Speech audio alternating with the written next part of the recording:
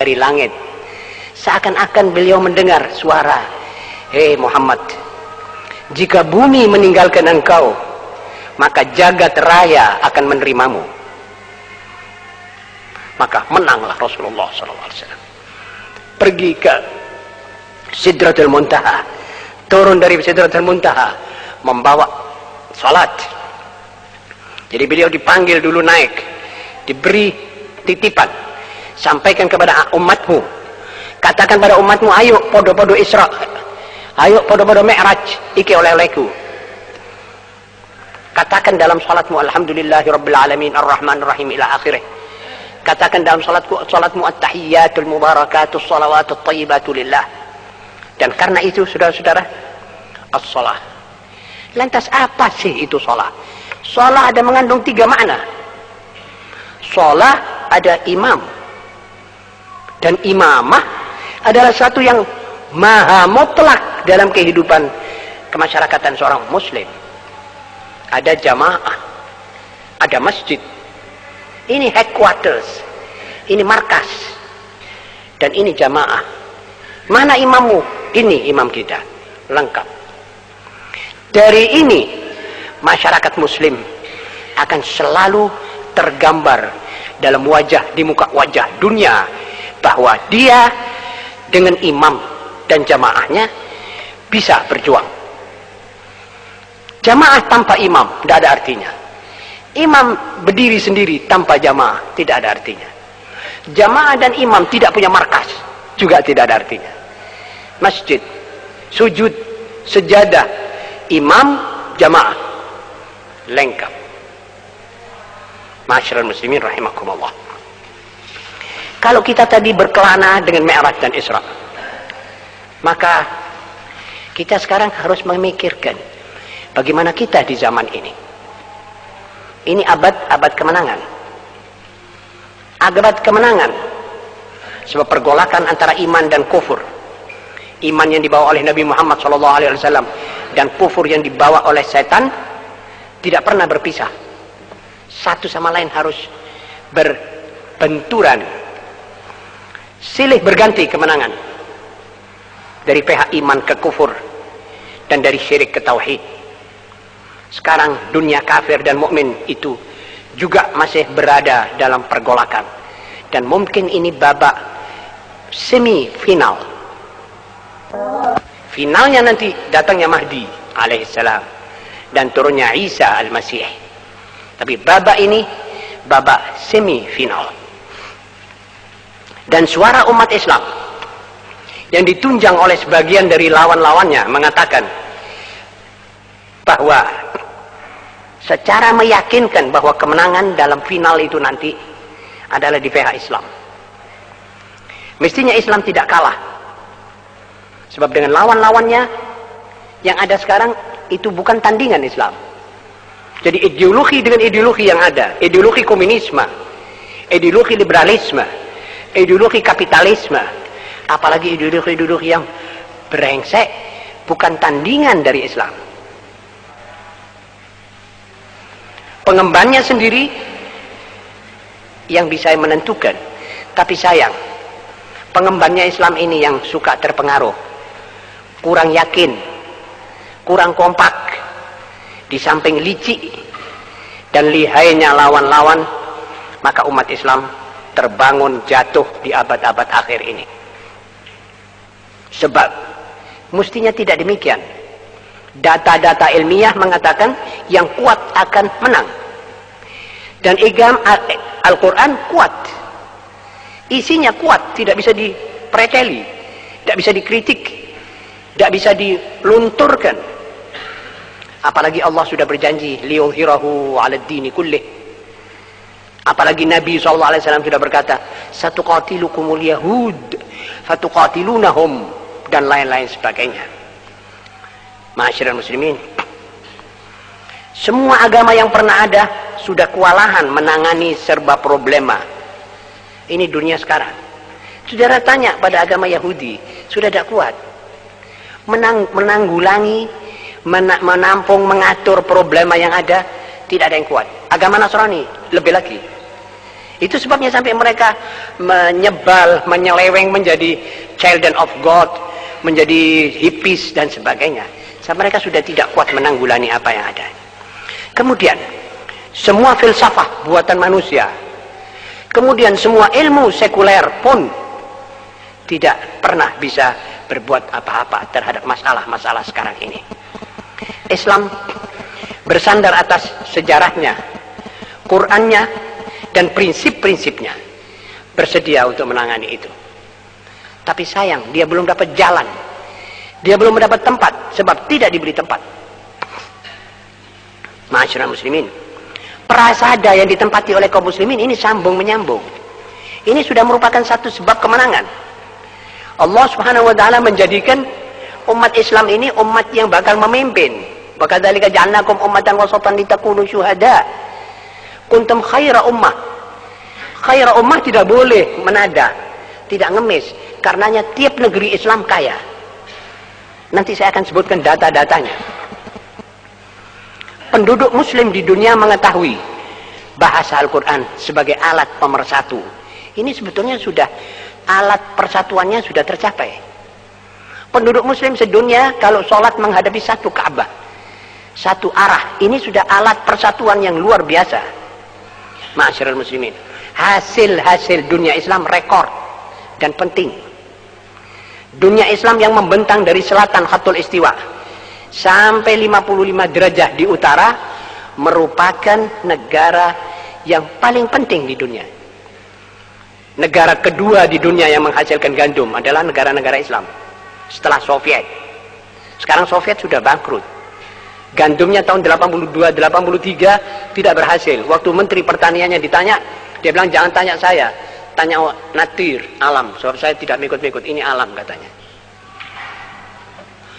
Negara Islam adalah negara ketiga penghasil beras, makanan utama di dunia. Negara Islam negara kelima penghasil jagung. Negara Islam negara ketiga penghasil gula, tebu. Negara Islam negara kedua penghasil minyak zaitun. Negara Islam negara pertama penghasil kurma di dunia. Negara kedua penghasil kopi. Negara keempat penghasil teh. Negara pertama penghasil kakao. Negara kedua penghasil kopra. Negara pertama penghasil kelapa sawit. Negara pertama penghasil karet. Negara pertama penghasil kapas. Negara pertama penghasil biji kapuk. Ma'asyiral muslimin, negara pertama penghasil rami. Negara pertama penghasil kacang-kacangan full dan sebagainya. Hutan negara Islam ketika di dunia di dalam seperti sekarang ini, hutan Islam masih besar. Nah, energi atau at-taqah, maka negara Islam adalah negara pertama penghasil bensin di dunia. 11 juta barel lebih itu daripada negara-negara Timur Tengah saja. Negara Islam adalah negara pertama penghasil boksit. Negara kedua penghasil fosfat. Negara kedua penghasil tembakau. Negara ketiga penghasil besi. Lantas kita kembali pada moneter. Dunia Islam adalah gudangnya duit. Maaf saya pakai ini. Sebab ini duit adalah di tangannya umat Islam. Itu negara Timur Tengah itu kalau pandai memegang duitnya, mengolah, mengaktifir duitnya, maka mereka tidak perlu lagi dolar Amerika. Dolar ini akan merupakan seperti bungkusnya kacang goreng, tidak ada artinya. Sebab mereka bisa bikin dinar Arab. Ditelampu tidak membikin, dia pakai dolar, menguatkan dolar. Karena mereka tidak pergi ke Islam ini. Tadi saya katakan, umatnya yang suka nyeleweng, suka menyerah, tidak kuat, tidak ulet. Itu mengenai moneter. Kalau geografis, dunia Islam adalah menjenguk kelima lautan. Ini belum ada satu negara di dunia yang menjenguk kepada 5 lautan.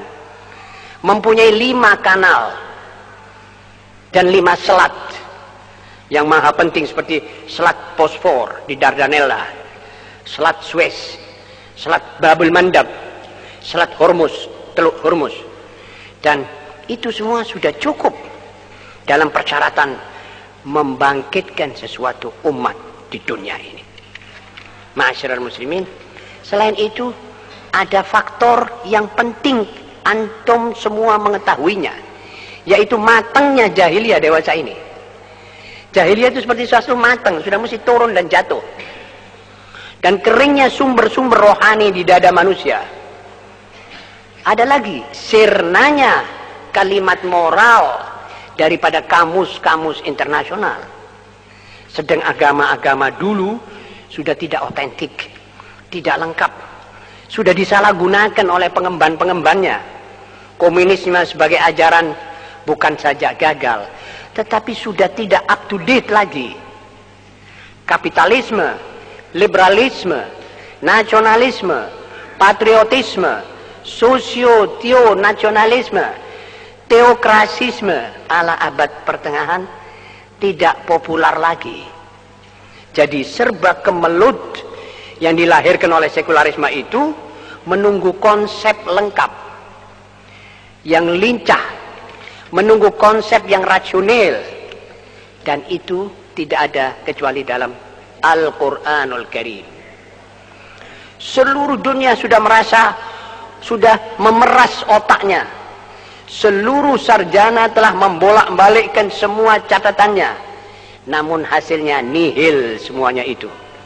Akhirnya dunia menyoroti Islam dan dengan penuh perhatian menyaksikan gerakan-gerakan Islam yang kecil-kecilan, mantap, kuat, matop, dan berhasil.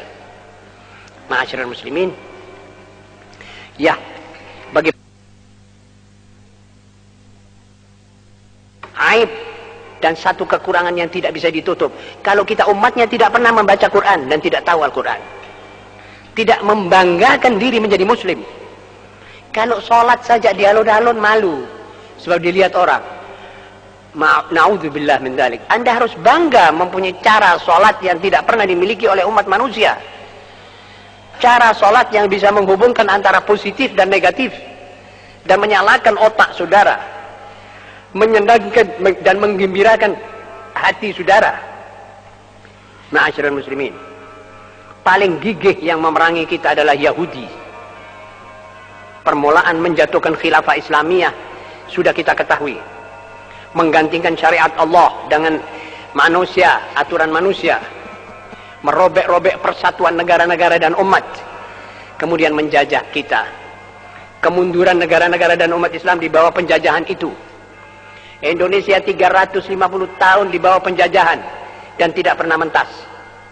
Tekanan, ancaman, teror yang dilakukan terhadap umat Islam di mana-mana.